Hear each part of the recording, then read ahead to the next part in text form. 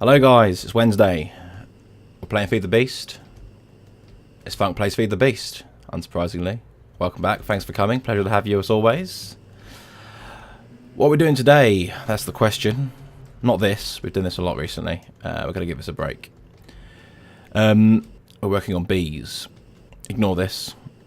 I had the genius idea of putting a power supply, a jetpack recharge position in the sky. So, you know, every time your jetpack runs out, off you pop on your pillar. I just haven't deleted it yet, so ignore that. We're not here today. There's no need to look. Don't look. Didn't tell you to look. Let's go over here. What are we doing? Bees. We're doing bees. So, recently, me and Amnesty have been working on bees. Mainly Amnesty. He's the pioneer of this tech. He came in and said, I'm making bees, whether you like it or not. And actually, I quite like it, so that's fine. And I think I showed you guys this last week, which is Amnesty's beekeeping hut and area, which is cool.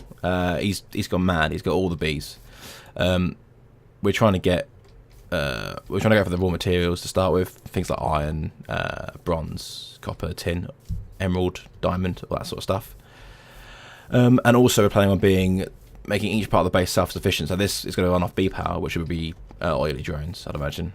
So, you know, they make fuel and that sort of stuff, which is cool. I like that a lot. I like the idea of that a lot. And this is where he's been breeding and, you know, making all the bees and that sort of stuff. Oh, here he is, actually. Let's just say hi. Hi, Amnesty. Just recording. Yeah, so that's what he's doing. As you see, he's working away hard there. He's loving it. He's absolutely loving it. So what else have we got here? We've got down here, which is the bee archives, which is pretty cool. This is Tim working again on this, and he's done really well on there. We've got loads of bees, especially diamond bees. We've got diamond bees all over the shop. Can't get enough. And what else have we got over here? So this is the squeezer, which is our original way of not squeezer, sorry, the centrifuge, which originally was how we got all of our bits and pieces out. That's changed now. I'll be showing you that later on. But this is generally his little workshop where he sequences the bees into liquid DNA, because you know that's a thing. But also there works on trees and everything else down here. But this is his little lab for them, you know, which is quite cool. I like that. It's nice. You got the old bee identifier. I've got absolutely no idea how to work this thing. That is his realm of expertise. I more make stuff that does stuff automatically, which is pretty cool. Pretty cool. So yes, so I've got one thing set up over here, which is like a little hive area, which we're going to have loads of these for all the different types of bees eventually. But this one here is for diamond bees because we're short of diamonds, so get some diamonds on that. Now, what have we got in here? This is pretty straightforward stuff actually, but let's show you from this bit over here because it's like almost like a replica of it. So aviary, you've got a wooden pipe kind of at the bottom with a gate and autartic gate, whatever you want to call them, on the bottom there. That pulls everything out of this section of the beehive. This bit here, which gets pushed into the pipes here, which I'll show you inside here now. This is quite straightforward. This is the first of the two pipes, and this bit here, you have any bees going white and anything going red, which means that all the bees are sucked out and pushed up, and all the items are pushed backwards into this tesseract here. Now this is bees, this tesseract, and it's like this is the main network for all the bees, where all the bees are going to end up going eventually. So the bees have gone upwards into this tube here, and then again we've got anything going white, any bees going blue, which means any bees will go blue, which is forward, and anything else will go white. Now in this case, that is actually an overflow. So there will always be space for the princess. There won't always be space for a drone, and if there isn't space for a drone, it gets pushed up into this top chest here. And as you can see, some of these, there you go. We've got thousands almost of bees in there, so they will be getting turned into liquid DNA soon. Don't you worry, chaps. You will have a job. So that's that. That's what's going on there. So that's pretty cool. Now, one thing we did need for these, which I haven't explained yet here, is we do need frames. We've got a solution to that actually, which is just over here. Just over here. This is a temp solution, but it's pretty good. Pretty good product. Let's get some light over it so you can see what we're doing. So let's put on hover mode because there we go, bit smoother. So what we got here? This is our little sheep farm. which is how we're going to get string from wool.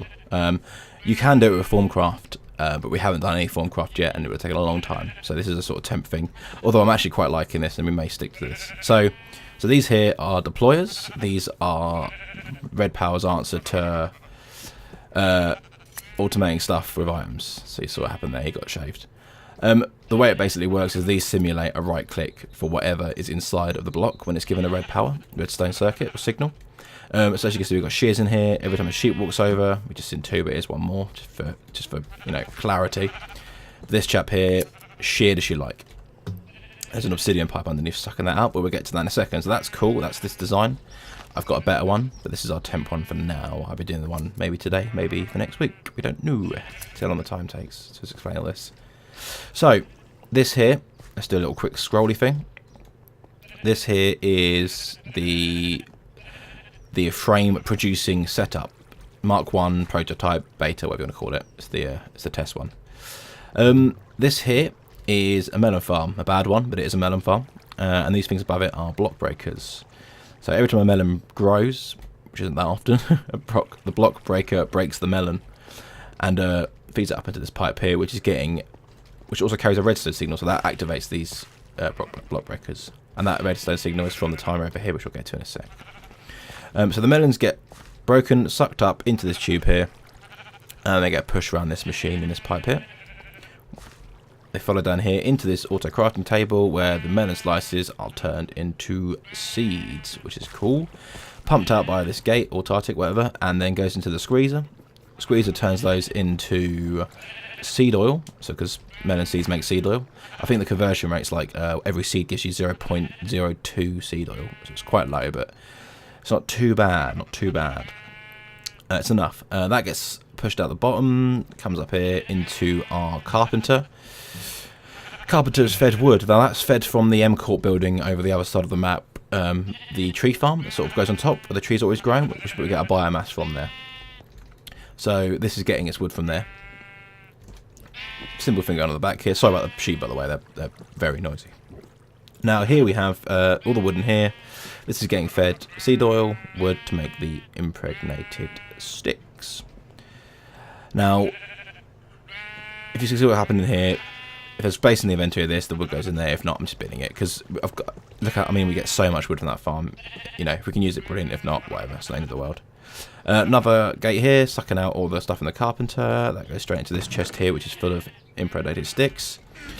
This is the underside to the sheep farm up here. Okay, so what's happening? This is the energy tesseract, which is powering this obsidian pipe as well. If you give these power, they suck in from miles away. So that's why whenever a sheep gets cut up there, this pipe here is sucking the wool in. The wool then gets fed into this little pulverizer here, which turns the wool into 2 pieces of string, possibly 3 if you're lucky. That's automatically fed down here, no need for a gate, into this barrel. You've got plenty of string there. And that gets sucked out when it needs to be by the auto crafting table below. There you go, because what's just happened now. So that went in there. That's getting pulverized. String, brilliant. That's all powered by this tesseract as well. The one up here, the energy one. Everything is powered by that tesseract. That's just some of the amnesties, bits and pieces back there, which is cool. And then obviously once it's auto crafted, it gets pulled out by the gate, gets stuck into here, loads of frames. In fact, let's grab some of those and we can take them back to put them in some of the diamond things over there. Don't have any room. Let's bin some of this stuff that I don't actually need. There we go. Yeah, that's fine. Right, so grab some frames. This here is just a base. This is just me to test it. I'll be using some of the red power blocks, I think, to do this, but this is just a standard redstone repeater clock. As you can see, it's just every one of these here has a deployer above it, every block here. So each time it goes through it, just deploys it. Then you run a signal off here to go over to the pipes to power that as well. So that powers everything. But like I say, this is just to show you how we're doing bits at the moment. This is going to be changed into something a bit more efficient when I get around to doing it. Got the space ready, sort of. Just need to actually get that sorted out. So cool. And bees are wicked. And I think a plan for the future. If I tell you what, let's have a quick sleep now. Amnesty's logged off, so we can actually see what's going on a little bit. And you know, the plan for the future is that this is going to be self-powered as well. So at the moment, like for instance, the main base is powered by the lava link up we've got. M Corp was powered by the biomass, biofuel production from the trees on the roof and all the other stuff there. This is going to be powered by bees. Powered by bees. Which is going to be oily bees, I believe. They produce fuel. You could do oil, you turn that into fuel. And then fuel obviously becomes power. Power is good. But we're not there yet. We're getting there. I think he's working on it. I think, in fact, every time he logs on, he just does a little bit. He just fidgets around in here a bit.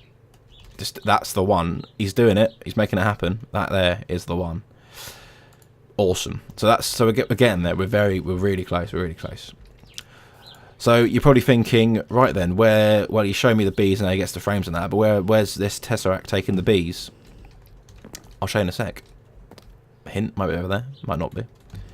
But before we go, this here, if you hadn't already noticed, or if you don't know about it, this is the tree side of the bee mod. So one thing we can do, a bottleneck on the frame production at the moment is the production of the seed oil, because like I said, melons produce 0.02 oil per seed, which is very low. This is a chestnut tree. Chestnuts are unbelievable. You get 0.2 per chestnut. They grow really quick, and you can farm them automatically using the same setup as we have on the rubber farm in the M Corp building, which is what we will be doing. And that would be over here, or maybe not over there, depending on if that is where we're going to go in a second, which we are. So that's that. That's that. Let's go and show you where the bees are going, because I'm sure you're dying to know. And the answer to that is they are going in here. Now, what we have in here, I'm nervous about this, just to check which mode this is on before I blow my entire base up. What we have in here is the core processing of the combs and that sort of stuff. In fact, let's be careful about that one. Cool.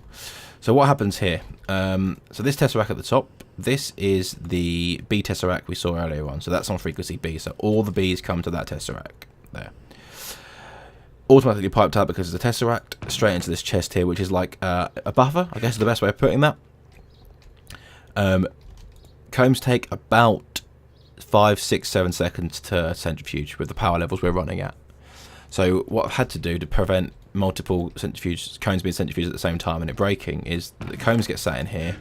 This is one of the red power timer devices, and that literally every 7 seconds triggers that.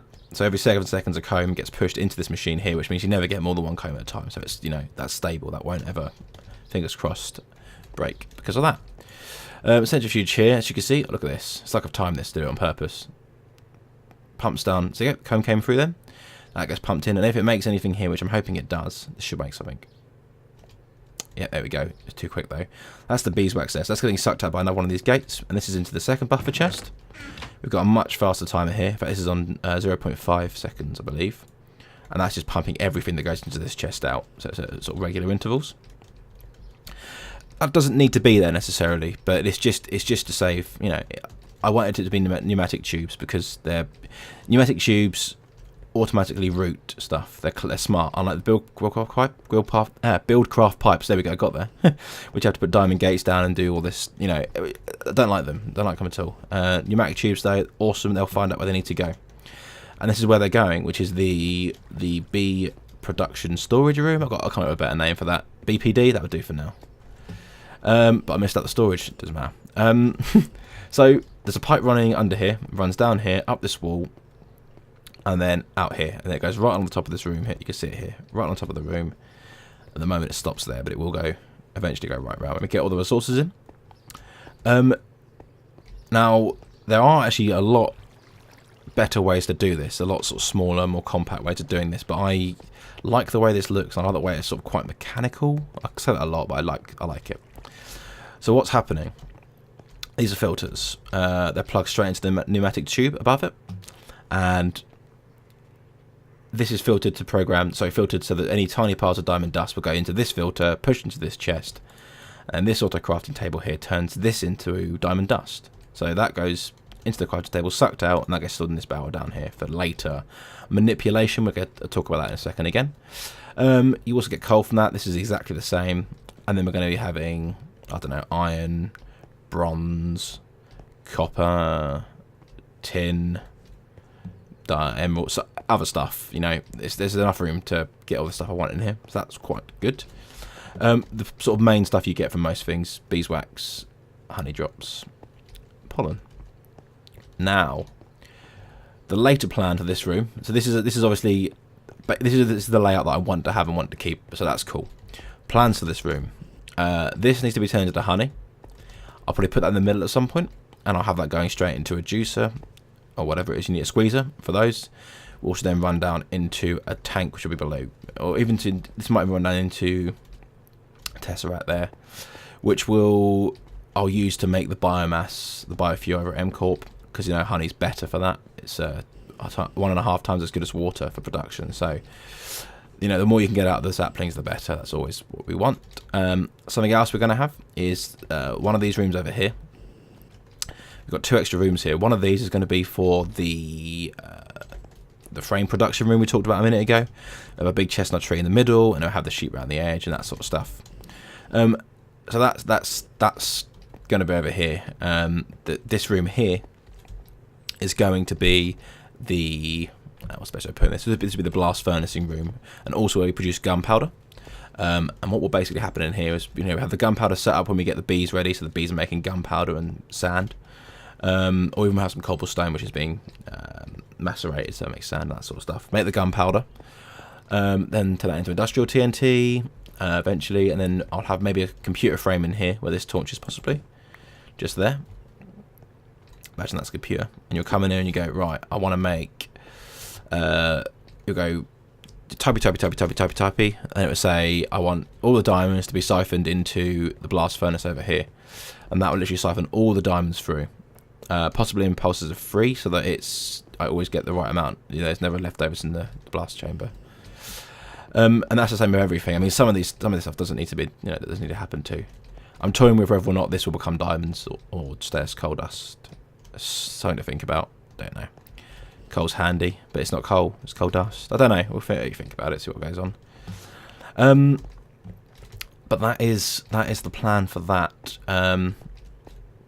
What else do we need over here for these bits and pieces? Oh, same goes for the emeralds and that. We need to use the industrial blast furnace to actually do that. Which you need power for. So this is all a bit down the line. So at the moment we're just storing resources up, getting ready for that, and taking it from there. So that's the plan. That's what we've got. So yeah, anything else worth noting? Bees, trees, amnesties. I think that's pretty much it. So I mean, yeah, I hope you like the episode. I mean, I didn't build anything this time, but I've done quite a bit. I've done a lot of building, and Amnesty's done a lot of beekeeping this week. So I thought to show you where we are at. I'm going to have all this finished for next episode. To have all the bee bits running in here. Hopefully get some doors in here as well. I'm bad with doors. I make the holes for doors, never put them in though. So getting some doors in soon as well. Also, I'm considering having a cool room there. That to me looks like a place to have a room with a glass wall. We'll see. We'll see. A little overlook into the beekeeping world. We will see. Anyway, guys, thanks anyway for stopping by. Pleasure to have you as always. If you'd like the video, by all means, drop me a little like on that. That'd be brilliant. But otherwise, I will see you on Saturday for my next Vanilla RP. Thanks for stopping by.